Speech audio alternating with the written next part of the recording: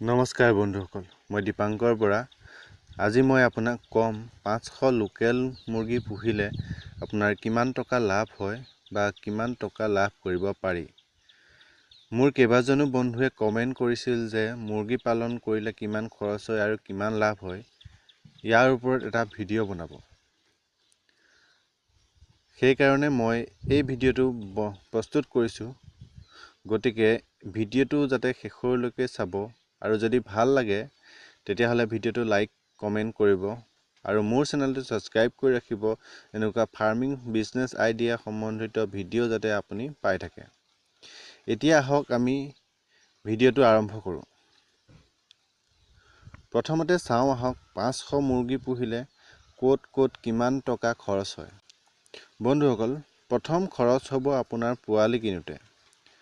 মুৰ্গী পোৱালিৰ দাম 35 টকাৰ পৰা আৰম্ভ কৰি 40 টকা পৰ্যন্ত হয় আৰু জেগা বিশেষে ইয়াতকৈও কম বেছি হ'ব পাৰে। গতিকে আমি যদি এভাৰেজ হিচাপে 40 টকা ধৰোঁ, 40 টকাকৈ হ'লে 500 পোৱালিত হ'ব আপোনাৰ 20,000 টকা। এটা পোৱালি 1 কেজি হোৱালৈ প্ৰায় 2 কেজিমান দানা খাব আৰু 1 কেজি দানাৰ দাম 32 টকাৰ পৰা আৰম্ভ কৰি 35 টকা পৰ্যন্ত হয়। 500 মুৰ্গীৰ কাৰণে দানা লাগিব আপোনাৰ 1000 কেজি।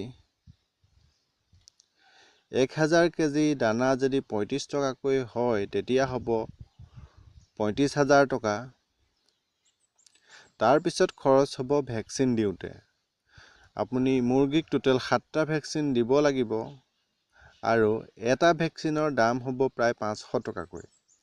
500 টকাকৈ 7টা ভেকচিনত হ'ব আপোনাৰ 3500 টকা খৰচ হ'ব। ইয়াৰ পিছত আপোনাৰ খৰচ হ'ব ইলেক্ট্ৰিচিটি বিল, যিটো আপুনি লাইটৰ ব্যৱস্থা কৰিব লাগিব, কাৰেণ্টৰ খৰচ আহিব। আৰু তাৰপিছত আহিব আপোনাৰ পোৱালি অনা বা দানা অনা, এনেকুৱা এটা গাড়ী ভাড়া খৰচ এটা আহিব। এইটোত আমি প্ৰায় 500 টকা আৰু ইলেক্ট্ৰিচিটি বিলত 500 টকা খৰচ ধৰিছোঁ।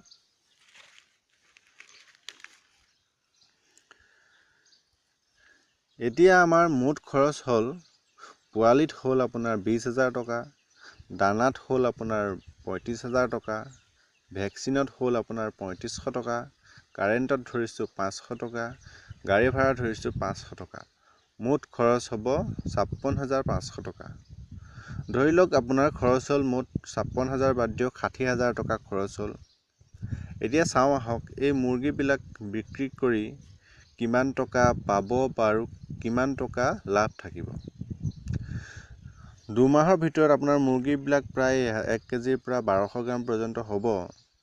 আৰু লোকেল মুৰ্গীৰ দাম কিমান আপুনি নিশ্চয় জানে। জেগা বিশেষে 300ৰ পৰা 350 পৰ্যন্ত বা কিছুমানত তাতকৈ বেছিও হয়গৈ। যদি আমি এভাৰেজ হিচাপে 300 টকাকৈ ধৰোঁ তেতিয়া হ'ব 1,50,000 টকা। ইয়াৰ পৰা যদি আমি খৰচটো উলিয়াই দিওঁ তেতিয়া আপোনাৰ থাকিব প্ৰায় 90,000 টকা। যদি আমি খৰচটো 60,000ৰ পৰা আৰু 10,000 বঢ়াই দিওঁ, 70,000 কৰোঁ, তেতিয়া আৰু আপোনাৰ লাভ থাকিব প্ৰায় 80,000 টকা। গতিকে বন্ধুসকল, 500 লোকেল মুৰ্গী পুহি কিমান টকা লাভ কৰিব পাৰি এই বিষয়ে হয়তো আপোনাৰ এইখিনি তথ্যই যথেষ্ট হ'ব চাগে। যদি নহয়, যদি আৰু কিবা বেলেগ তথ্য আপুনি জানিব বিচাৰে বা জানিব খোজে তেতিয়াহ'লে মোক কমেণ্ট কৰি জনাব যে আপুনি কোনটো বিষয়ে আৰু ভালকৈ জানিব বিচাৰিছে।